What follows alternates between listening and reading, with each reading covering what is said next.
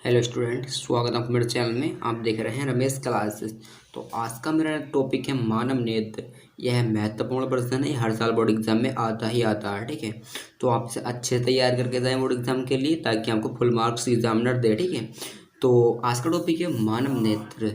तो मानव नेत्र क्या होता है, इसे जान लेते हैं पहले। ठीक है, मानव नेत्र जब नेत्र से अंत पर स्थित किसी वस्तु को देखते हैं तो नेत्र पर गिरने वाली समांतर किरणें नेत्र लेंस द्वारा रेटिना पर फोकस हो जाती हैं।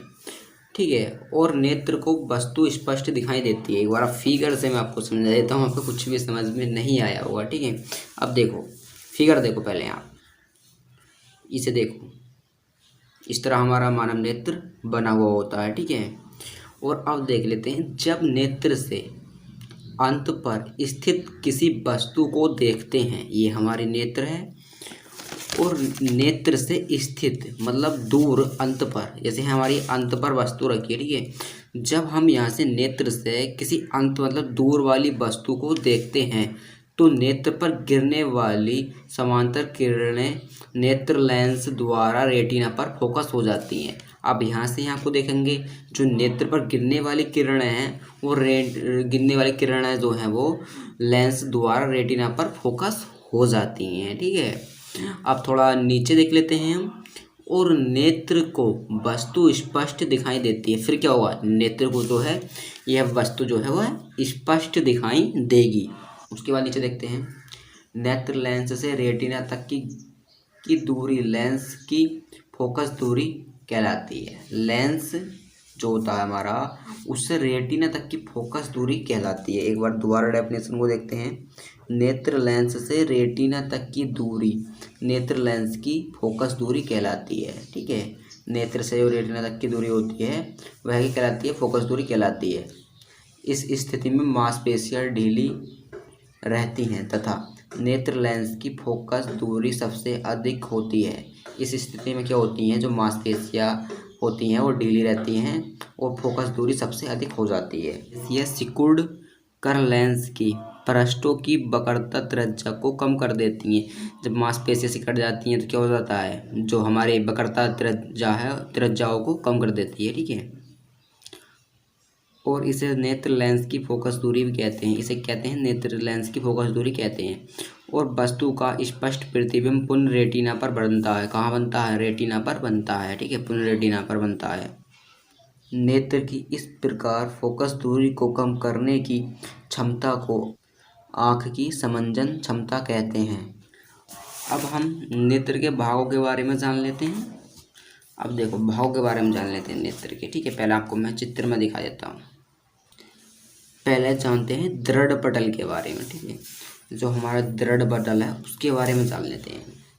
मनुष्य का नेत्र एक खोखले गोले के समान होता है। जैसे कि आप देख सकते हैं, मनुष्य का लेंस है और जो एक खोखले गोले के समान होता है। यह बाहर से दृढ़ अथवा अपारदर्शी परत से ढका होता है। यह नेत्र के भीतरी भागों की सुरक्षा तथा प्रकाश के अपवर्तन में सहायक होता है। और अब देख लेते हैं कॉर्निया। ठीक है, कॉर्निया देख लेते हैं। अब दृढ़ पटल के सामने एक भाग उभरा तथा पारदर्शी होता है। नेत्र में प्रकाश इसी भाग से होकर प्रवेश करता है।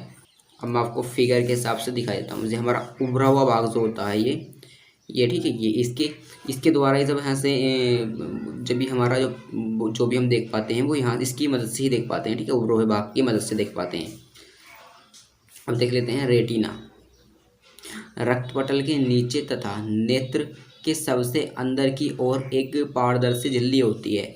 रक्तपटल के नीचे और उसके अंदर जो है क्या होती है, एक पारदर्शी झिल्ली पाई जाती है। यहाँ पर क्या होती है, हमारी झिल्ली होती है यहाँ पर। ठीक है, एक पारदर्शी, जिसे रेटिना कहते हैं, उसे कहते हैं रेटिना कहते हैं उसे। ठीक है, इस दृष्टिपटल भी कहते हैं, इसे कहते हैं दृष्टिपटल भी कहते हैं। और देख लेते हैं पित्तबिंदु।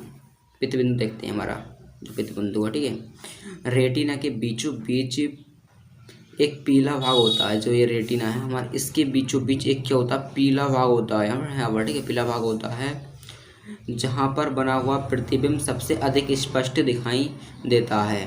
पित्तबिंदु कहलाता है, वह कहलाता है पित्तबिंदु कहते हैं। ये सब फिर पित्तबिंदु होता है। ठीक है, अब देख लेते हैं नेत्र के कुछ कार्य।